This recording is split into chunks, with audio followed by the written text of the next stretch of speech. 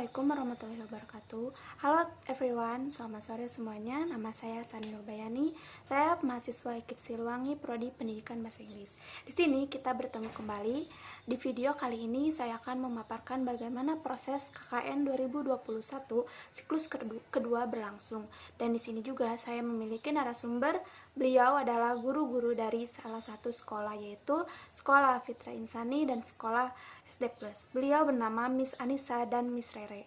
Di sini teman-teman akan menyaksikan dan akan memperhatikan bagaimana proses kegiatan siklus 2 ini berlangsung. Jadi nanti teman-teman akan mengetahui bagaimana pendapat dari kedua guru ini tentang pembelajaran sekolah selama pandemi ini. Mungkin teman-teman bisa perhatikan juga bagaimana kegiatan pembelajaran sekolah selama pandemi ini. Bahkan kita harus memperhatikan bagaimana pendampingan sebagai orang tua dan guru terhadap murid yang diajarkan.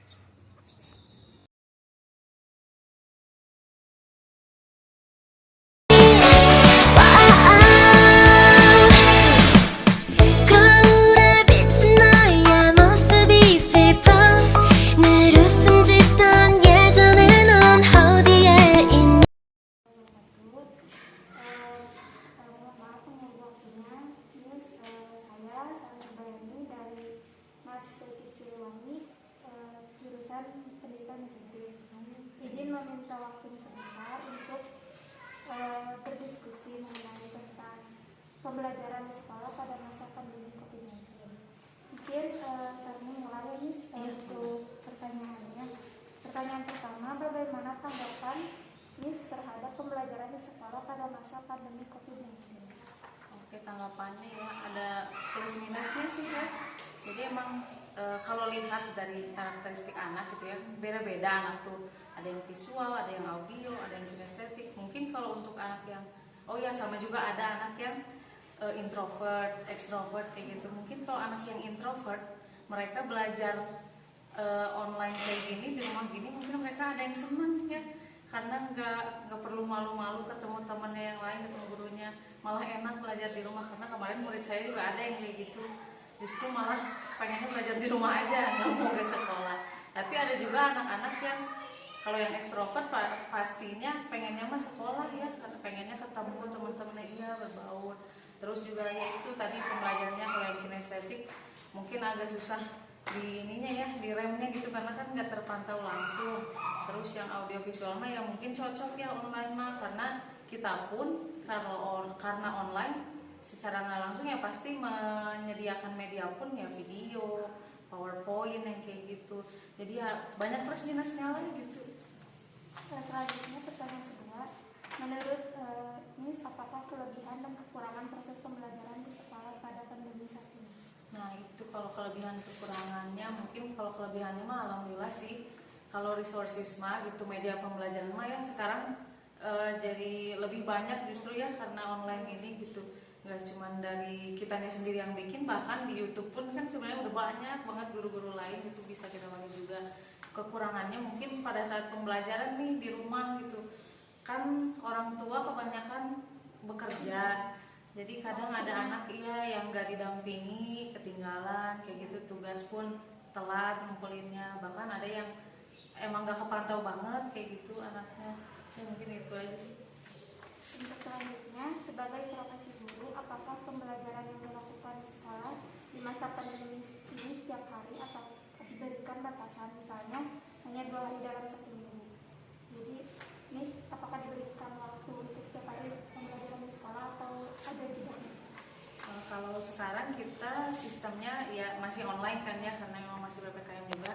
Nah online-nya juga sekarang itu kita setiap hari Senin sampai Jumat kan sekolah itu setiap hari kita ada virtual learning ya melalui Google Meet. Ada itu setiap harinya Senin, Selasa sampai Jumat. Terus tetap pakai e-learning juga dipakai ya untuk arsip pembelajaran. Terus kadang kita lewat WA juga kayak gitu, jadi interaktif di WA ya, belajar langsung online, tatap muka online di Google Meet ya ada kayak gitu. Berarti semua untuk tingkatan juga Senin sampai Jumat ada? Iya, semuanya. Selanjutnya nomor 4, bagaimana proses yang dilakukan Miss terhadap pembelajaran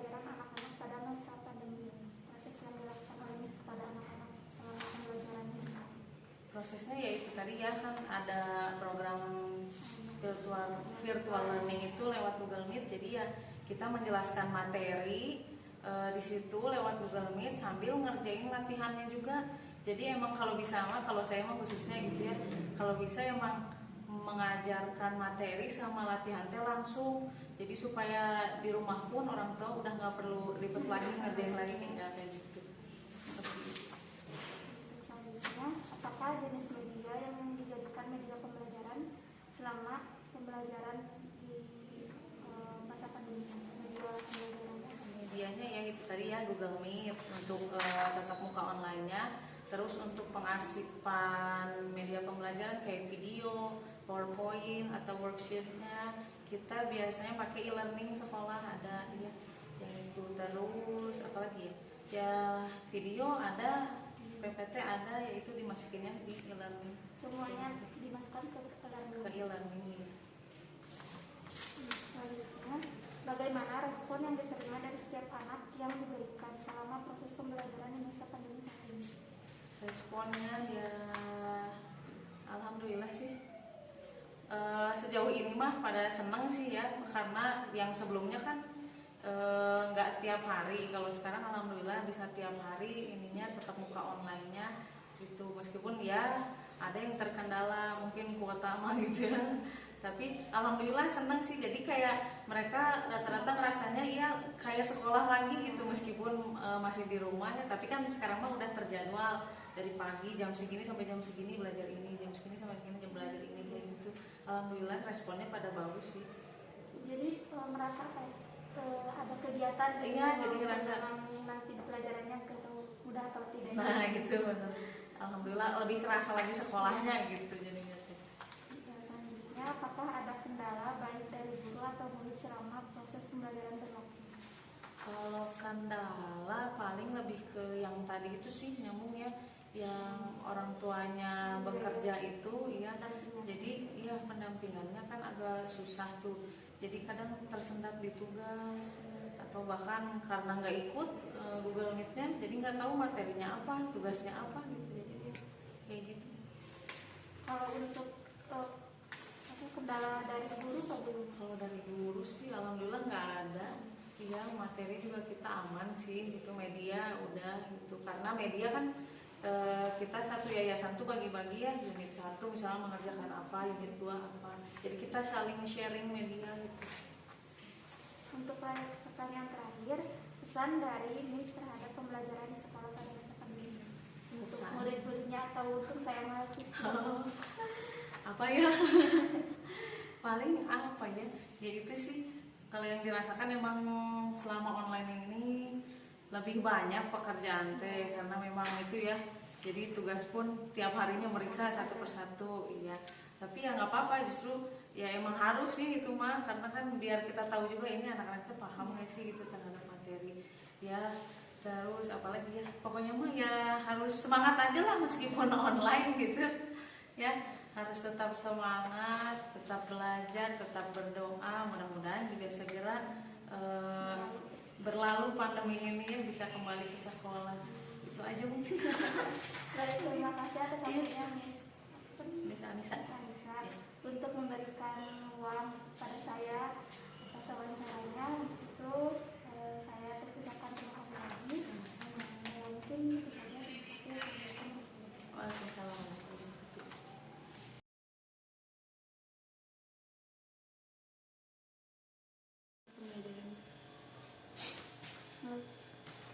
Bismillahirrahmanirrahim. Assalamualaikum warahmatullahi wabarakatuh.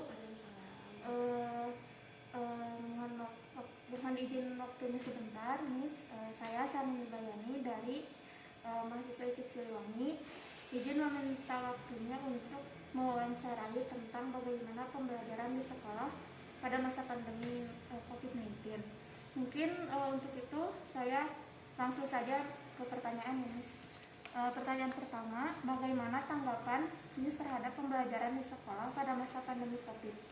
Kalau menurut saya selama ini pembelajaran di masa pandemi ini kurang efektif ya, karena tadi antara guru dan orang tua itu banyaknya tidak saling bekerja sama gitu. Karena kan kalau misalkan di rumah itu siswa kan maksudnya udah nggak semuanya seluruh tanggung jawab dari guru gitu. Jadi mau dipantau juga sulit karena kan ada yang orang tuanya sibuk kerja juga, atau enggak dalam masalah handphonenya dibagi dua sama orang tua, palingan gitu sih. Untuk pertanyaan kedua, menurut Miss, apa kelebihan dan kekurangan proses pembelajaran di sekolah pada masa pandemi saat ini? Kelebihan dan kekurangan ya. Kalau kelebihannya dalam masa pandemi ini, jadi orang tua juga paham perkembangan anak tersebut gitu. Karena kan ada orang tua yang dia itu tidak paham gitu. Ya udah ketika anak di sekolah, ya udah sekolah aja gitu. Nggak ikut tahu lah gimana perkembangan anak. Tapi ketika ada pandemi seperti ini, belajarnya di rumah, jadi orang tua juga setidaknya tahu bagaimana kemampuan anak tersebut. Itu kelebihannya. Kalau kekurangannya itu yang pertama, kurangnya interaksi sama guru, karena tadi ada yang punya handphone, ada yang handphonenya terbagi menjadi dua sama orang tuanya gitu. Itu sih kekurangannya. Jadi dari segi media yang digunakan. Iya. Dan tidak maksimal juga dalam guru itu menyampaikan pembelajaran ketika pembelajaran dimulai gitu. Untuk selanjutnya, sebagai profesi guru, apakah pembelajaran yang dilakukan di sekolah di masa pandemi ini apakah setiap hari atau diberi batasan, misalnya hanya 2 hari dalam 1 minggu atau full setiap hari? Kalau untuk waktu sih 5 hari ya, dari hari Senin sampai hari Jumat gitu. Dan itu pun melewati kan online, jadi nggak waktunya tidak seperti yang kalau misalkan tatap muka gitu. Misalkan dari pagi sampai sore, kalau misalnya di online itu waktunya tidak semaksimal mungkin gitu. Jadi terbatas. Iya, terbatas. Untuk selanjutnya Ibu, bagaimana proses yang dilakukan Miss terhadap pembelajaran anak-anak pada masa pandemi COVID-19? Prosesnya itu maksudnya cara pembelajarannya Proses yang dilakukan. Prosesnya itu misalkan ada daring atau enggak luring juga. Dan waktu pernah menggunakan caranya guru kunjung. Jadi guru itu ke rumah siswa, misalkan siswa ini dekat dengan 5 orang anak. Nah, 5 orang anak itu kumpul di satu rumah. Jadi guru yang kunjung yang belajar di situnya gitu. Waktu itu pernah sempat mencoba seperti itu. Kalau untuk guru kunjung itu dilakukan di daring atau luring? Kalau guru kunjung luring, karena gurunya yang langsung ke rumah siswa tersebut gitu. Kayak semacam kayak les privat lagi. Kalau untuk proses daring mungkin seperti Zoom gitu. Ya, kalau daring itu kalau nggak Zoom, tapi Zoom itu cuma beberapa karena kendala dalam sinyal dan banyak orang tua dan murid yang belum terlalu paham bagaimana cara mengaplikasikan Zoom tersebut. Palingan Google Classroom, nah itu. Untuk selanjutnya, apa saja jenis media pembelajaran yang dipergunakan untuk pembelajaran online? Jadi ya sudah disebutkan media pembelajarannya ada Zoom, namun Zoom itu kurang efektif. Lalu ada WhatsApp, WhatsApp dan Google Classroom. Cuman WhatsApp itu hanya untuk komunikasi saja gitu. Kalau informasi, tugas, pengumpulan apapun itu di Google Classroom gitu dikumpulin. Untuk selanjutnya, bagaimana respon yang diterima dari setiap anak yang Miss berikan selama proses pembelajaran di masa pandemi saat ini? Kalau respon dari anak, waktu itu pernah ketika sedang Zoom, terus saya tanya gitu, mau tatap muka atau gimana gitu. Responnya itu pasti tetap muka, pengen ke sekolah gitu, karena mungkin anak-anak itu kalau misalnya bertemu dengan temannya itu lebih seru dan pembelajarannya pun lebih paham ketika langsung tatap muka dibandingkan melewati Zoom tadi gitu. Untuk selanjutnya, apakah ada kendala baik dari guru atau murid selama proses pembelajaran berlangsung? Kendala baiknya paling yang tadi ya, jadi dia lebih ada kerjasama antara guru dan orang tua gitu, biar sama-sama tahu perkembangan anak itu seperti apa gitu. Karena kalau misalkan semua dikasihkan kepada guru, ya nanti anak tersebut di rumahnya ya udah gitu lepas. Tapi kalau misalkan guru pun nggak ikut campur terhadap perkembangan anak, kan semua orang tua juga ada kesibukan masing-masing. Kalau untuk kendala dari murid, misalkan untuk medianya gimana? Murid itu mungkin kalau untuk kelas atas kayak kelas 4, 5, 6 itu mungkin udah paham terhadap media. Namun yang kelas 1, 2, 3 kelas bawah itu karena belum terlalu paham dan tadi kendalanya pasti di orang tua gitu. Jadi kalau kelas bawah tuh kan yang ikut aja gitu, kalau orang tuanya suruh kerjain tugas gitu kan. Nah orang tua ini kalau misalkan sibuk kerja, dia nggak bisa ini gitu, nggak bisa langsung ngajarin anak tersebut gitu. Terakhir pertanyaannya, pesan dari Miss terhadap pembelajaran di sekolah pada masa pandemi ini untuk siswa-siswa Miss mungkin, atau untuk saya pribadi sebagai mahasiswa. Pesannya ya mau bagaimanapun juga ya ini udah takdir Allah gitu ya, adanya pandemi seperti ini. Jadi ya kita juga nggak harus terus mengeluh gitu ya dengan pesan kita sekolah dalam masa pandemi ini gitu. Jadi ya tetap bersemangat walaupun kita belajar secara daring ataupun nanti luring atau ada guru kundang lagi, ya kita biar bersabar lah gitu. Akhirnya itu saja sih, dan tetap semangat. Ya, siap. Mungkin untuk pertanyaannya sampai segitu ya Miss. Terima kasih atas waktunya. Mohon maaf bila mengganggu waktunya untuk diwawancarai, dan juga terima kasih atas pesan yang disampaikan kepada saya pribadi juga. Mungkin untuk itu saya akhiri ya Miss. Terima kasih atas waktunya. Wassalamualaikum warahmatullahi wabarakatuh. Assalamualaikum warahmatullahi wabarakatuh.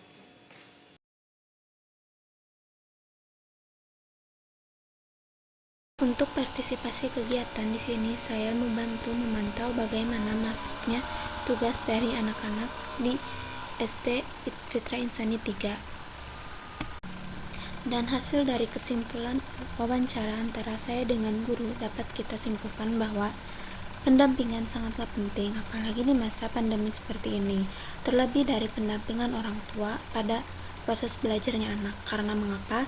Anak bisa menjadikan perhatian dari setiap orang tua, maka anak akan memiliki rasa motivasi yang tinggi dan memiliki rasa belajar yang tinggi.